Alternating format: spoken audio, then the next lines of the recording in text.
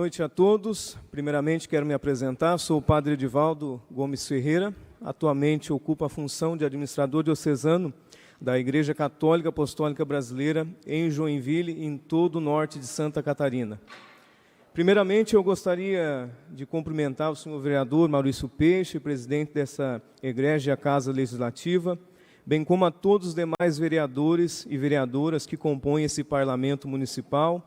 Também gostaria de cumprimentar o nosso vigário-geral, padre Fabrício Bernardo, também cumprimentar o nosso assessor jurídico, doutor Thomas, bem como os nossos paroquianos que aqui estão e representam grandes bairros aqui da cidade de Joinville. E gostaria de convidar os senhores, antes de continuar a minha fala, para assistirmos um rápido vídeo aqui no telão.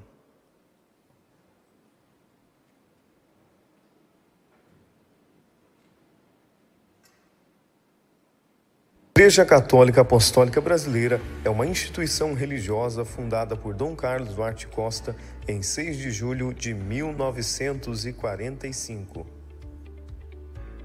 A instituição religiosa é parte integrante da fé católica através da profissão de fé, sucessão apostólica e da caridade.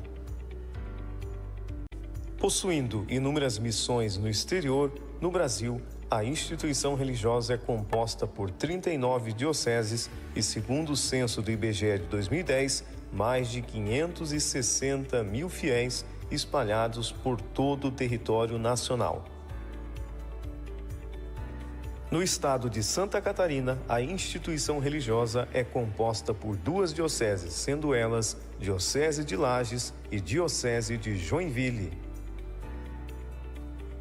Além do trabalho de evangelização, a Diocese de Joinville da Igreja Católica Apostólica Brasileira desenvolve inúmeros trabalhos sociais pautados no bem-estar social e na preservação da vida. Nós somos católicos. Uma salva de palmas a Jesus. Senhoras e senhores, após o pronunciamento de um dos parlamentares desta Casa Legislativa a respeito da nossa instituição religiosa, ocorrido no último dia 1º de novembro de 2022, o qual o parlamentar disse que a Igreja Católica Apostólica Brasileira não pertence à Igreja Católica e que a nossa instituição religiosa copia e até mesmo confunde as pessoas, cabe por bem, então, realizar alguns esclarecimentos. E friso aqui, senhor presidente, que esse pensamento é um pensamento específico de uma pessoa e não compreende o pensamento desta casa, que sempre nos acolheu com muito respeito e sempre manteve as suas portas abertas. Primeiramente, a palavra católico vem do grego católicos, que significa geral e universal. Apostólica, em virtude de estar baseada na doutrina ensinada pelos 12 apóstolos escolhidos por Jesus. Romana, porque a sua sede está em Roma, sendo assim brasileira, porque a sua sede está no Brasil. Segundo, a Igreja Católica Apostólica Brasileira, além da Igreja Católica Apostólica Romana, existem 24 igrejas católicas ligadas a Roma e uma infinidade de igrejas que professam a fé católica sem nenhum vínculo com a sede Roma. Embora estejam divididas, todas elas são unidas através da fé em Jesus Cristo.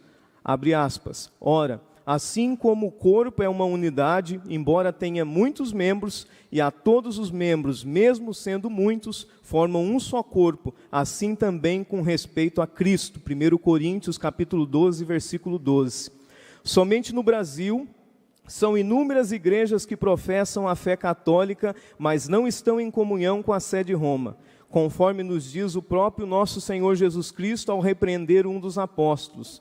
Abre aspas, João disse a Jesus, mestre, vimos um homem expulsar demônios em teu nome, mas nós o proibimos, porque ele não nos segue. Jesus disse, não o proibais, pois ninguém faz milagres em meu nome para depois falar mal de mim. Quem não é contra nós está ao nosso favor. Marcos 9, versículos do 38 ao 40. Segundo o censo realizado pelo IBGE em 2010, a ICAB é a maior igreja católica independente de Roma no Brasil, com 560 781 mil membros em 2010, 26 dioceses em 2021, internacionalmente 6 dioceses e várias missões. Se faz necessário relembrar alguns que insistem na confusão e no uso da má-fé. Não há confusão. Para quem tinha dúvida, eis a clareza litúrgica da nossa venerada Igreja Católica Apostólica Brasileira. As 4 obras que estão aqui ao meu lado na tribuna, para a história litúrgica da nossa igreja, sendo que sobre o aspecto histórico, desde o arrozoado de Dom Carlos até a mais recente reforma, a ordem que segue abaixo é lógica. O missal e ritual de Dom Carlos, salientando que o pontifical era o próprio romano de São Pio V, que a Igreja Católica Apostólica Romana não usa mais. Primeiramente, a reforma em 1973, missal e ritual de Dom Luís Castilho Mendes, com pontifical próprio de São Pio V. Segunda reforma em 2003, missal e ritual no governo de Dom Ivan Dutra de Moraes, com pontifical próprio de São Pio V.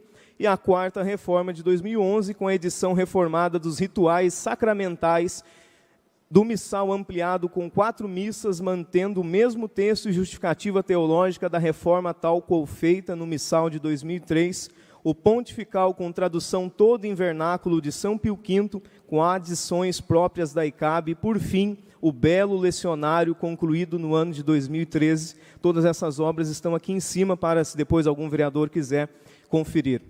Dom Carlos Duarte Costa, se vivo, estaria feliz de ver que a igreja idealizada por ele, a cada ano que passa, toma forma e amadurece. Sempre haverá os críticos de plantão, pois é só o que sabem fazer, mas Deus proverá.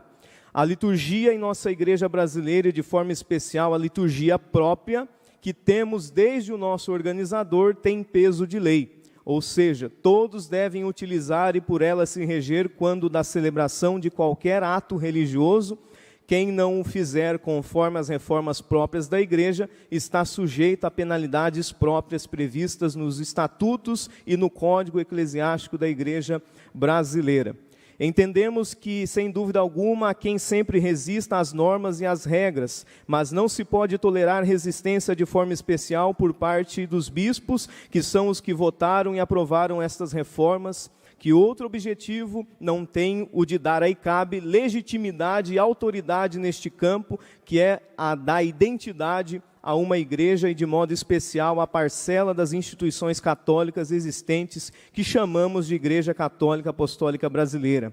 Ao organizar juridicamente a ICAB em 1945, Dom Carlos Duarte Costa não hesitou em utilizar o vernáculo, língua oficial do país, na liturgia da ICAB, antecipando assim uma transformação que só ocorreria na Igreja de Roma 19 anos depois, com as reformas iniciadas no Concílio Vaticano II. Estudos mostram que atitudes intolerantes têm muito mais a ver com política do que com filosofia. Daí porque seja o direito à melhor proteção da sociedade contra quaisquer de suas manifestações. O direito humano mais antigo e fundamental é, sem sombra de dúvida, a liberdade religiosa, pois está ligada à liberdade de pensamento e expressão. Ela é garantida pelo artigo 18 da Declaração Universal dos Direitos do Homem de 1948, que proíbe o ódio religioso e incentivador da intolerância.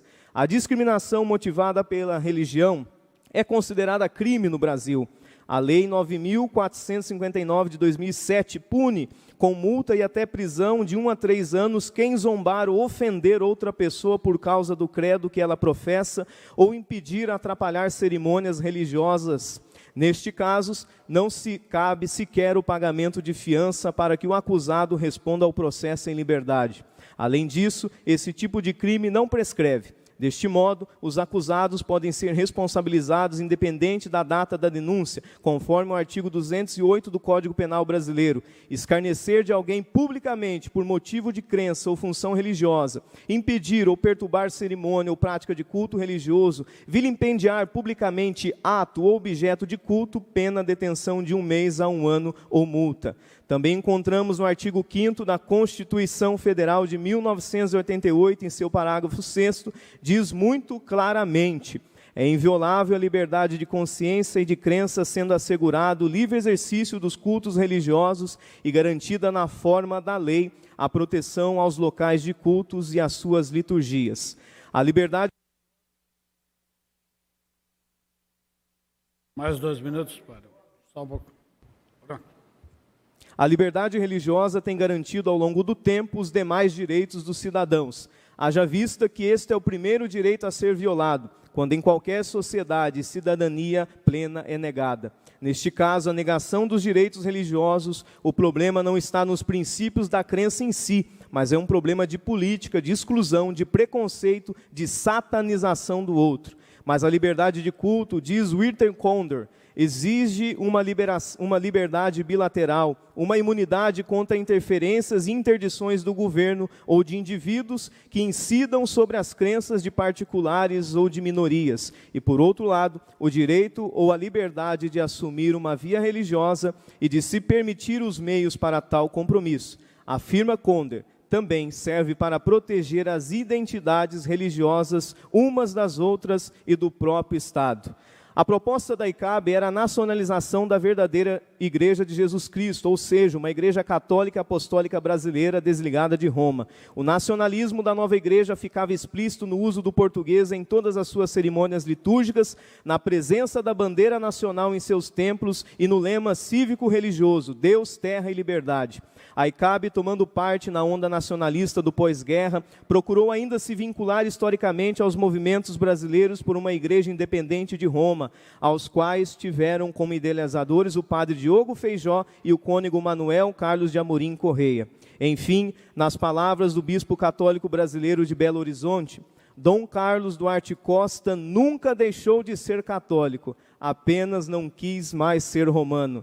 Através de um acordão realizado em 17 de novembro de 1949, entre o Supremo Tribunal Federal e a Igreja Católica Apostólica Brasileira, a nossa instituição passou a ter o direito à liberdade de culto. Obrigado, presidente. Obrigado a todos.